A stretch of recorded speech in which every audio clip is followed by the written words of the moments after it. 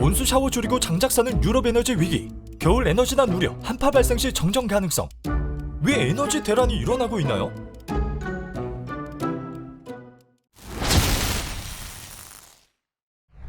(2022년) 현재 아직까지도 우리의 주 에너지원은 화석연료다. 하지만 주 에너지원인 것 치고는 문제가 많은데, 모두가 알다시피 환경오염을 일으키기도 하고 머지않아 고갈될 예정이라 많은 국가에서 사용량을 줄여나가는 추세다. 선생님, 그러면 화석연료를 대체할 에너지는 없나요? 화석연료를 대체하기 위해 우리는 자연으로부터 얻을 수 있는 신재생 에너지를 개발했지만, 여기도 살짝 문제가 있는 게, 태양광 에너지 같은 경우 흐린 날에는 에너지 생산이 불가하고, 풍력발전 에너지 역시 바람이 불지 않은 맑은 날에는 에너지 생산이 불가능. 즉 날씨에 따라 에너지 생산량이 들쭉날쭉하게 되는데, 이를 해결하기 위해 개발된 새로운 에너지, 날씨와 외부 환경의 영향을 전혀 받지 않고 무한한 에너지를 생산할 수 있는 신재생 에너지, 바로 역전기 투석. 역전기 투석은 염분이 적은 민물과 염분이 많은 바닷물의 염도 차이를 이용해 전력을 생산하는 방식이다. 민물, 바닷물 그 사이사이에 특정 이온만 투과하는 이온 교환막을 설치하면 이온 교환막을 통해 특정 이온이 이동하면서 전기를 생산한다. 역전기 투석 발전은 풍력, 태양열 등의 재생에너지와 달리 기상에 전혀 상관없이 전기 생산이 가능하여 무한 에너지로 각광받고 있다.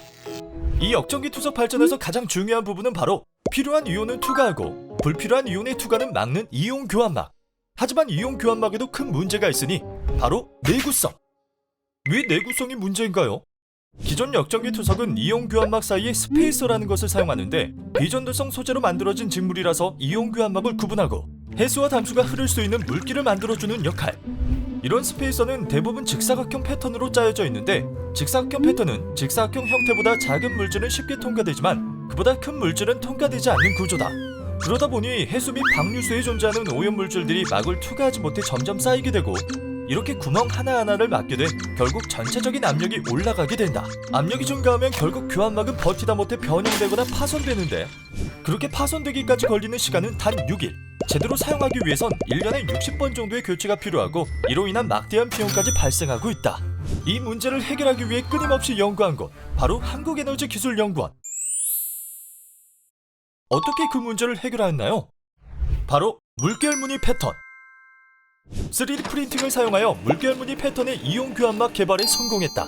기존 교환막은 얇은 막을 만드는데 한계가 있지만, 물결무늬는 3D 프린트를 사용하여 두께를 2분의 1로 감소하여 제작이 가능하다.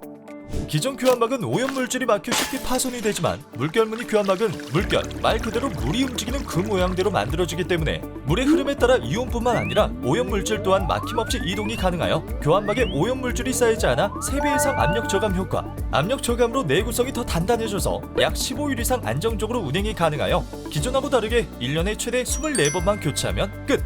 기존보다 두께 및 압력은 감소했지만 유지 비용까지 감소가 가능하다는 말씀! 즉 한국에너지기술연구원이 개발한 물결무늬 패턴의 이온 교환막을 이용하면 아무런 제약 없는 역전기 투석이 가능하게 돼 무한한 전기 생산이 가능하다는 말씀!